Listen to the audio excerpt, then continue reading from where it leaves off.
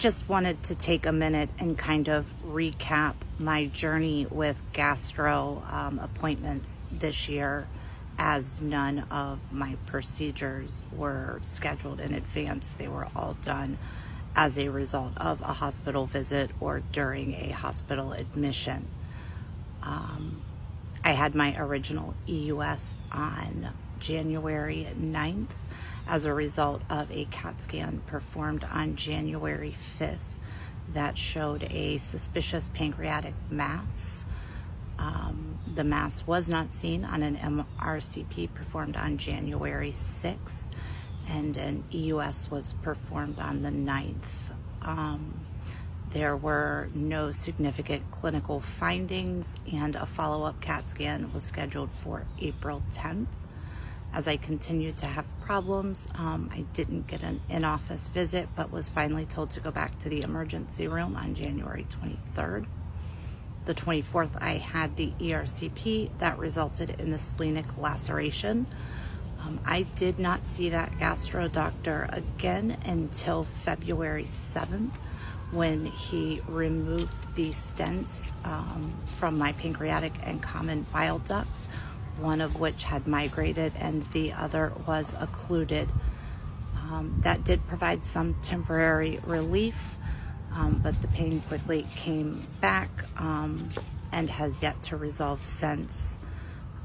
I continued to reach out and was basically given the direction to wait and see what was going to happen with this massive hematoma that was left to resolve, because that was a major surgery that, if at all possible, I should avoid undergoing.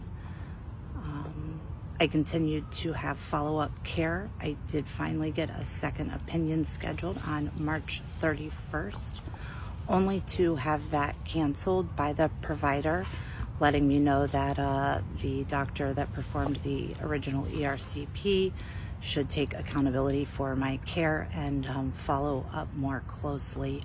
She did also send that message to the provider through the MyChart portal. At this point, my appointment with that doctor that did the original ERCP was scheduled on April 21st. And until a complaint was placed, I was not able to get a sooner appointment. Once I reached out to the ombudsman, they were able to change that appointment to April 7th. So I had the ERCP on January 24th, the stents removed on February 7th, and the first in-office appointment I had with the gastro was April 7th.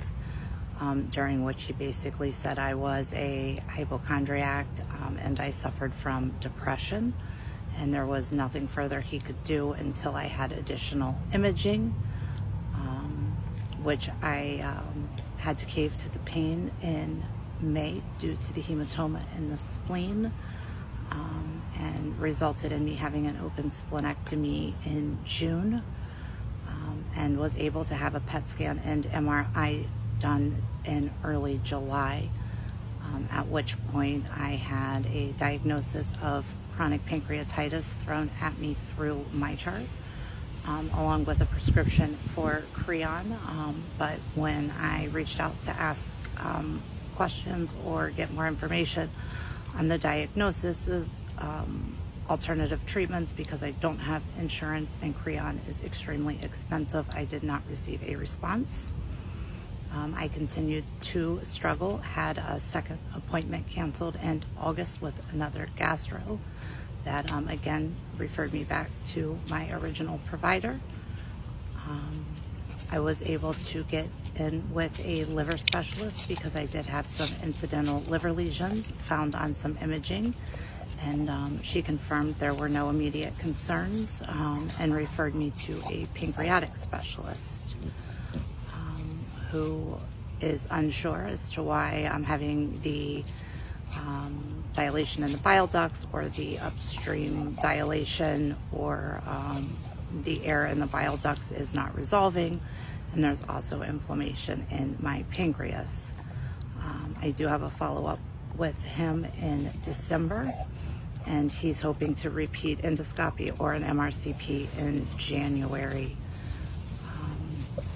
And he also has placed a referral for me to see an IBD specialist. And I'm waiting on a call back from their office to schedule that appointment now.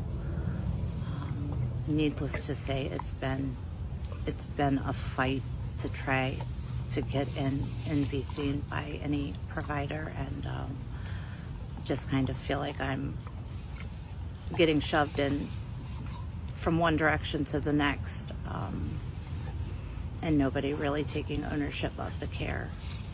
I'm going to continue to fight through the system and hopefully be able to afford a second opinion with an outside hospital system soon. But I just wanted to kind of outline and overview why I kind of feel as if my concerns aren't being heard, or as if I'm getting nowhere in this journey with the gastroenterology. Thank you.